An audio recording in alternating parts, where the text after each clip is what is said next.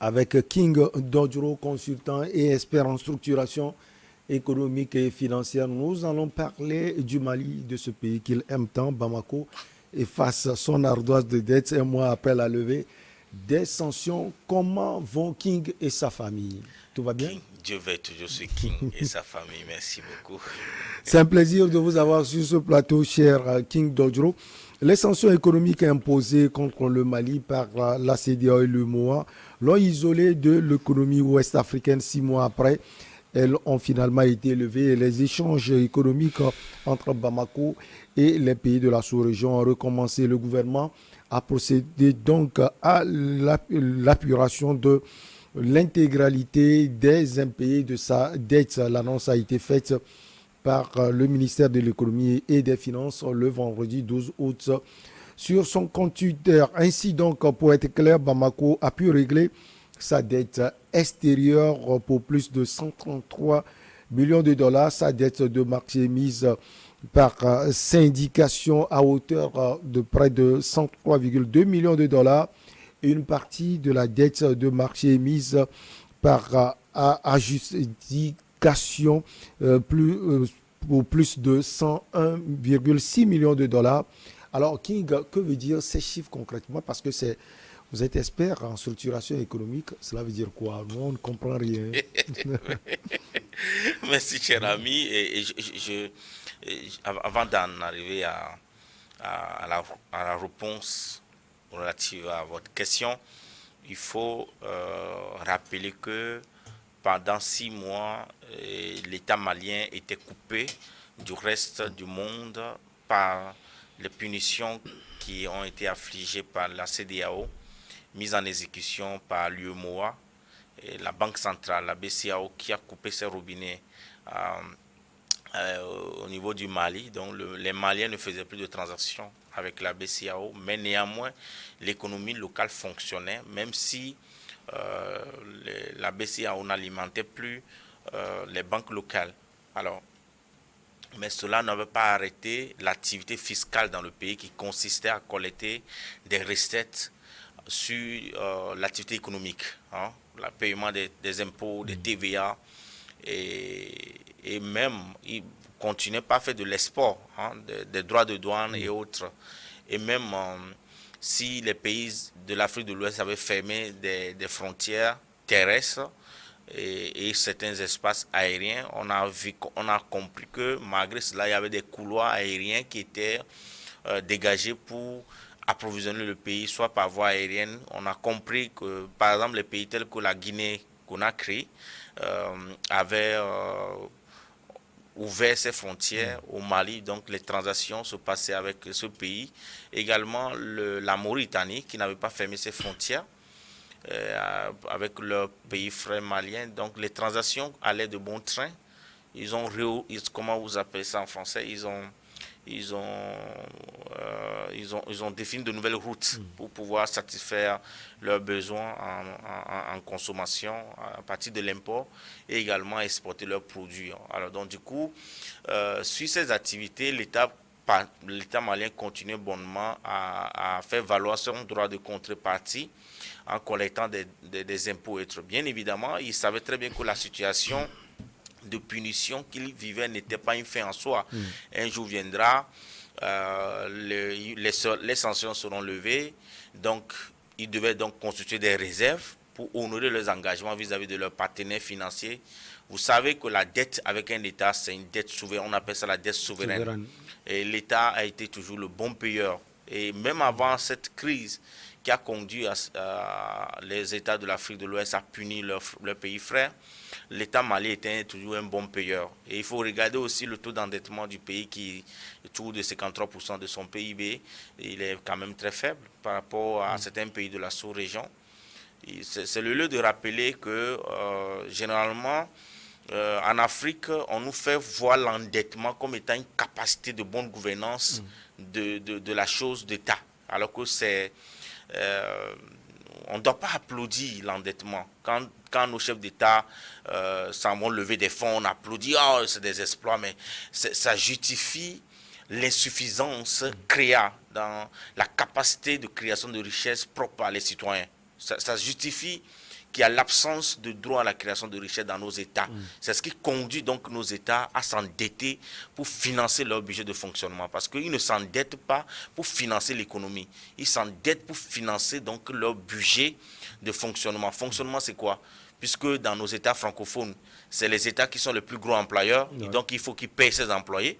C'est les États, c'est son rôle régalien, sa mission régalienne, c'est la sécurité, la sécurité des biens des personnes sur le territoire, la défense donc de territoire, puisqu'on a la souveraineté territoriale.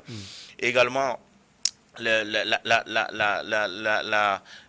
ce qui est relève de sa mission régalienne, il a besoin d'argent pour l'assumer. Donc, quand il s'endette donc pour faire face à sa mission régalienne.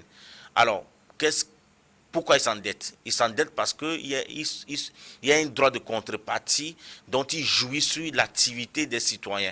Et c'est au nom de ce droit de contrepartie qu'il impose les taux de douane, les droits de douane et les taux d'imposition en fait aux entreprises en matière d'impôt, en matière d'activité fiscale, parce qu'il dit, monsieur le citoyen, puisque j'assure la sécurité, votre sécurité, je dois payer les militaires, je dois payer les policiers pour que vous dormez tranquille dans vos maisons.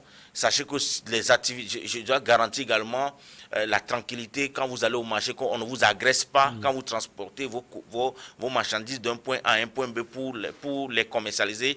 Je dois assurer la sécurité pour que vos marchandises ne soient pas volées. Quand vos marchandises sont dans les magasins, les forces de l'ordre assurent la sécurité. Donc en contrepartie, quand vous vendez ces marchandises-là, payez-moi 30%, ça c'est mon droit de contrepartie pour le fait que j'assure votre sécurité. Voici l'activité de l'État.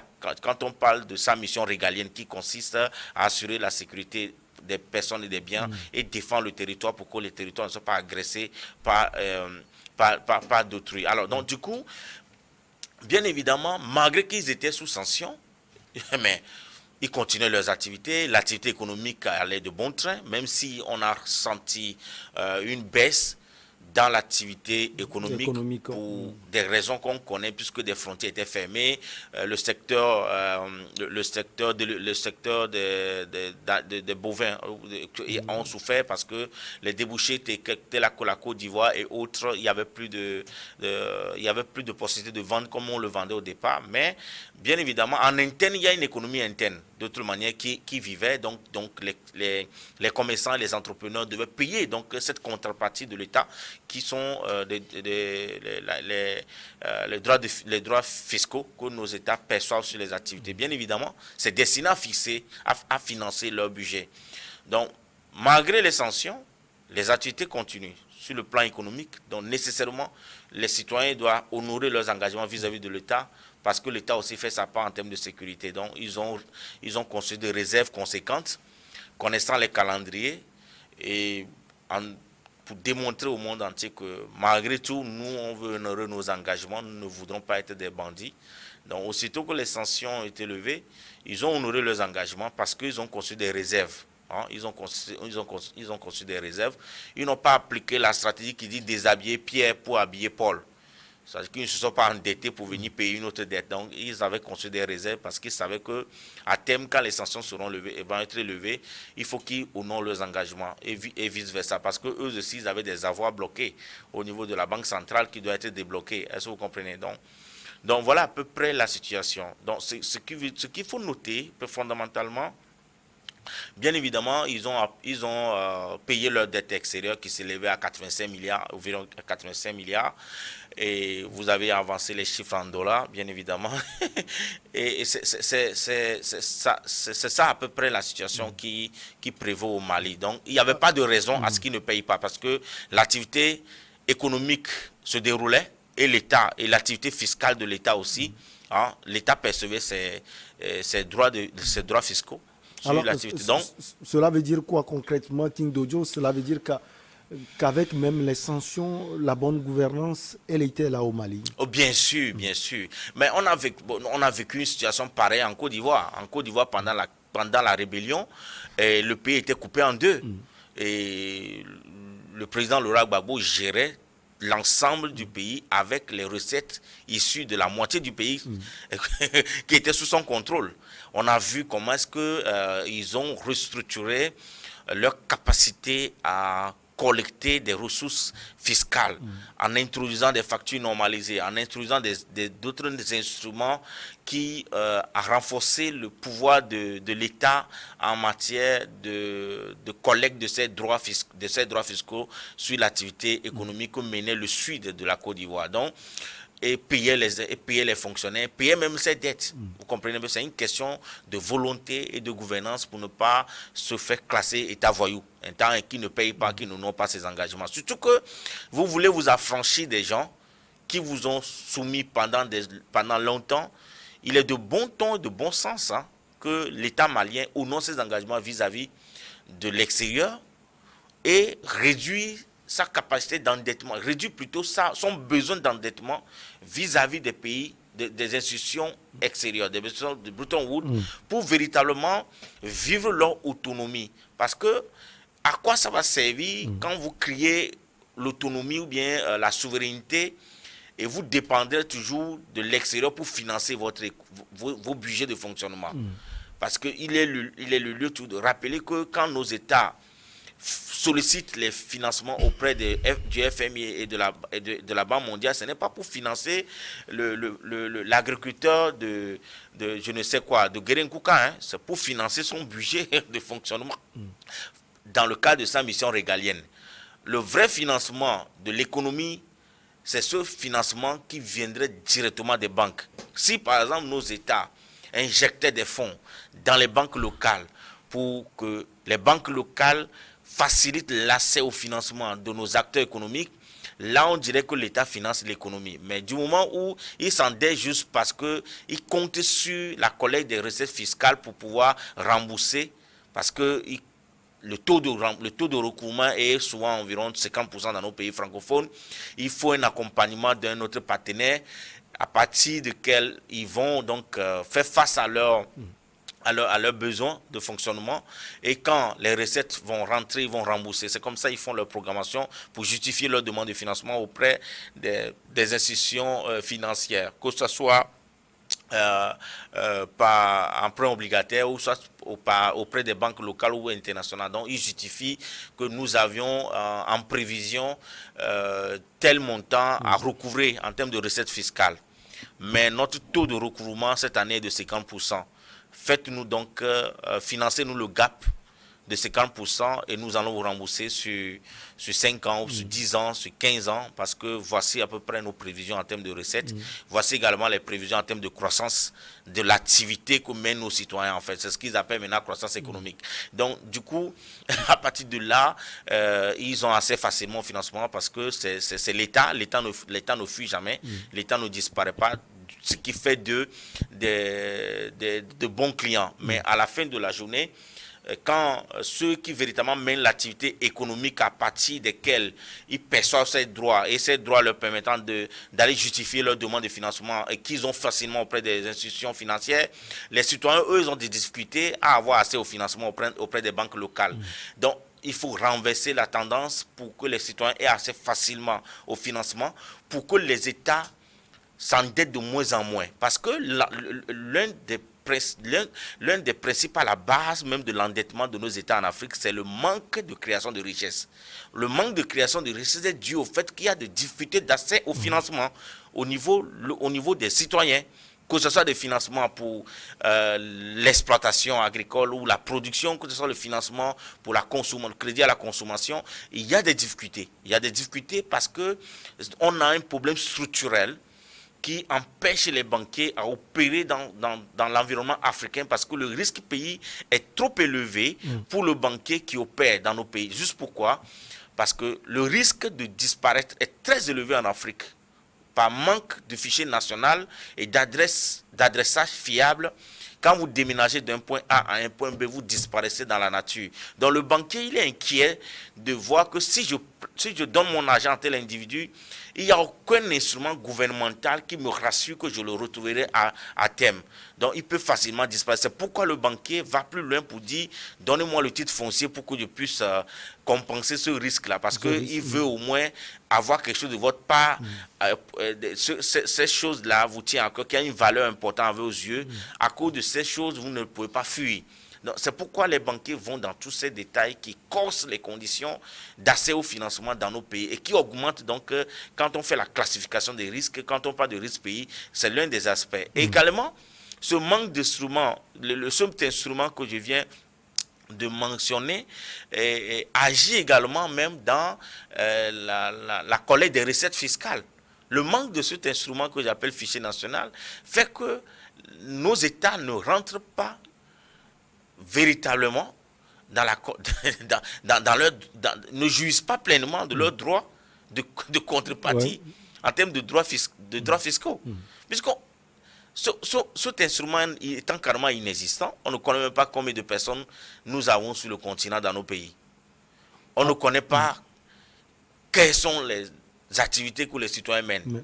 C'est ainsi, vous allez voir que quand vous mangez à Koumé dans votre maison à Lomé ici, mais le cultivateur qui a produit ce maïs, jusqu'à ce que vous l'achetez à Lomé, demandez combien il a payé comme impôt ou taxe pour que cela arrive chez vous. Donc ça échappe carrément à nos États.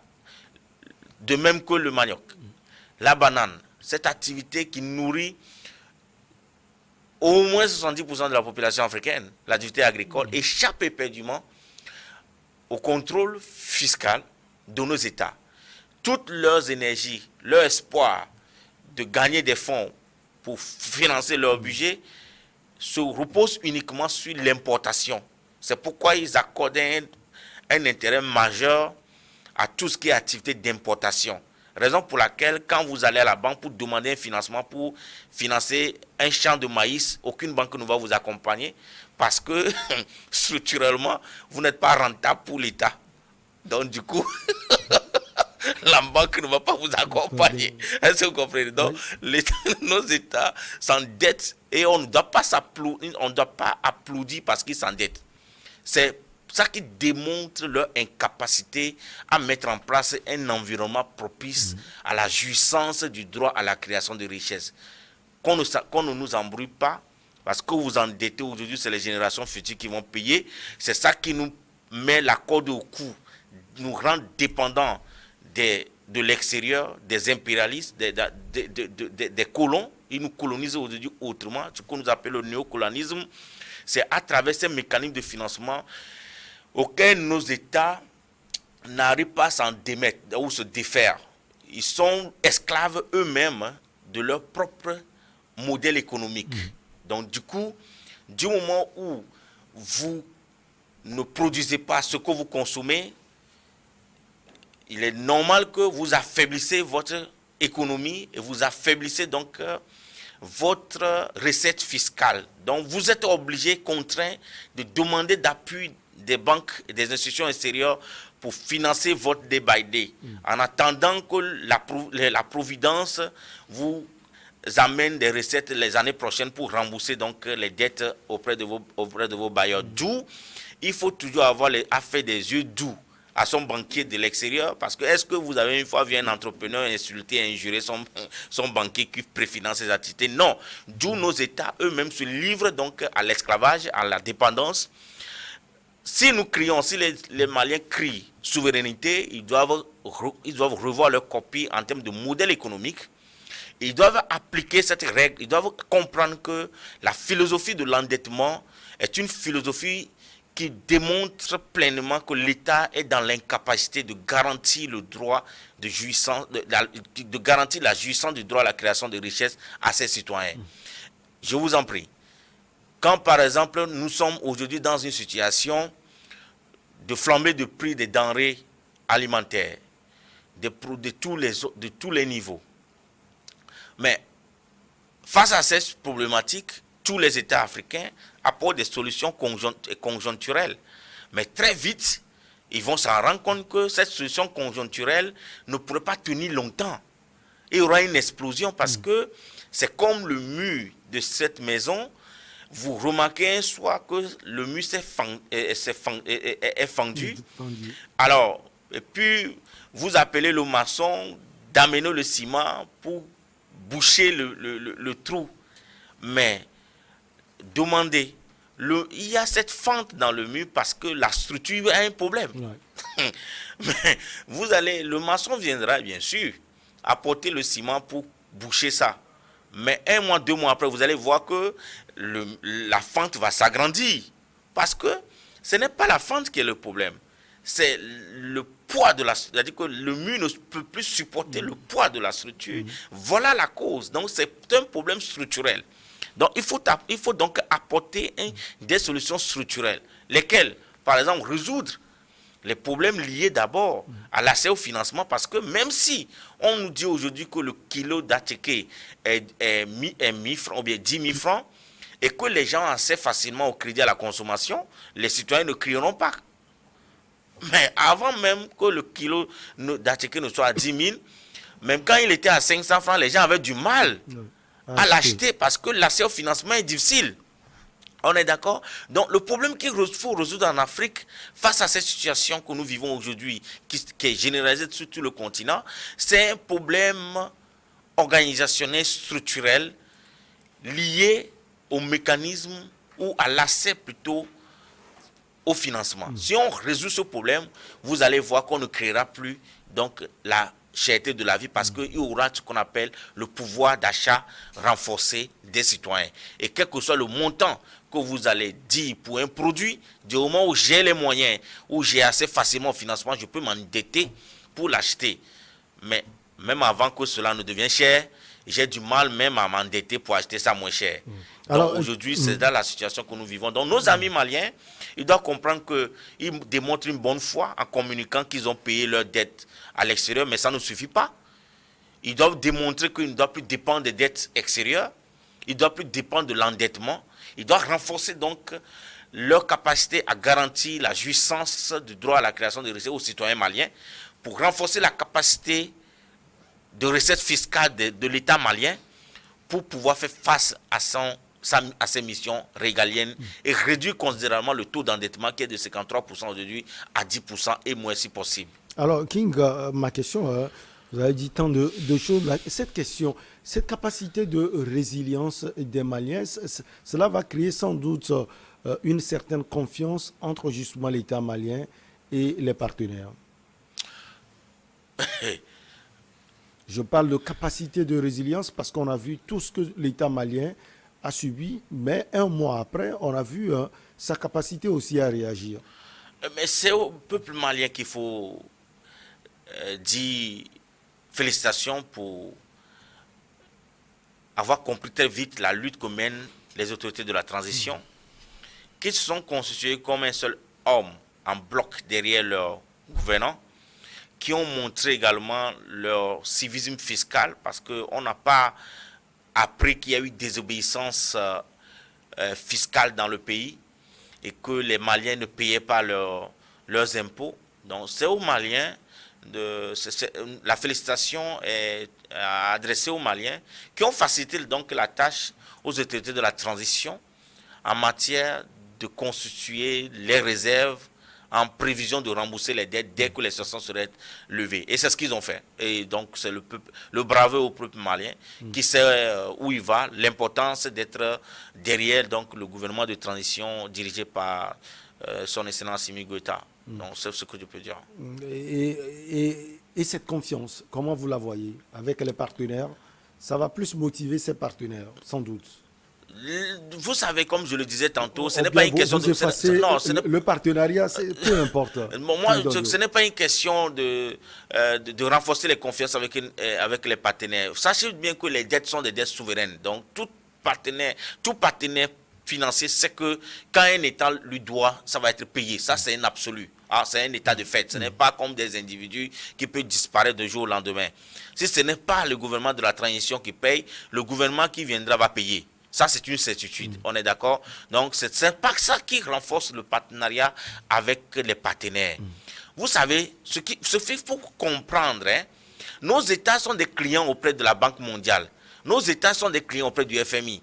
Si l'État malien ne s'inscrit plus dans la logique de s'endetter auprès du FMI, le FMI aurait perdu un client. Donc, c'est dans l'intérêt du FMI de tout faire pour que l'État malien soit son client fidèle. On est d'accord? C'est dans l'intérêt de la Banque mondiale de tout faire pour que l'État malien soit son client. C'est pourquoi ils découragent nos États avec des noms bidons qu'ils annoncent, oui, taux concessionnaires par ici, vous ne pouvez pas financer votre budget avec des taux qu'appliquent les banques locales, juste pour décourager nos dirigeants à ne pas se tourner vers des banques locales. Mais c'est relatif ces notions. En Afrique, le problème que nous avons, ce n'est pas un problème de taux d'intérêt sur l'argent, mais c'est plutôt même l'accès au financement qui est difficile. Puisque le consommateur final, s'il a accès facilement au financement, même si vous dites que le taux d'intérêt est 10% ou 15%, mais du moment où l'accès au financement est facile, mais il va s'endetter conséquemment pour payer et c'est le consommateur final qui paye. Donc il détourne souvent le sujet pour dire que nous n'avons pas, le problème que nous avons, ce n'est pas un problème de taux d'intérêt, mais c'est plutôt le problème d'accès facile au financement que nous avons. Donc, quand ils mettent en place des équipes de consultants qui viennent conseiller nos États pour dire vous ne devez pas vous endetter à telle hauteur. On leur fixe des normes d'endettement pour dire vous ne pouvez pas dépasser tel pourcentage de votre PIB. Mais écoutez, quand même on s'endette jusqu'à 70% du PIB, déjà il y a un problème. Il faut aller dans un modèle où on s'endette moins même. Que ça ne soit pas des instructions qui viennent du FMI. Ok, quand ils disent cela, alors que nos États ont d'énormes besoins en matière de financement d'infrastructures, sachant que leur économie est très faible. Leur économie, quel que soit le droit de douane ou bien les droits de douane ou les taux d'imposition qu'ils font, tant que l'économie est faible, ils ne pourront pas collecter assez de fonds pour faire face à leurs multiples besoins. Est-ce que vous comprenez? C'est pourquoi la plupart de nos États sont obligés de faire la diplomatie d'aide et non la diplomatie économique véritable. Merci beaucoup à vous, King Dodjoro. Merci et surtout pour la clarté, comme d'usage de vos analyses. On se retrouve la prochaine fois, la semaine prochaine. Plaisir partagé, cher ami. Merci beaucoup à vous. On marque la pause pour le journal. Et derrière, on reçoit Ibrahim Macha et Pasteur Ido Komi pour Regard Croisé.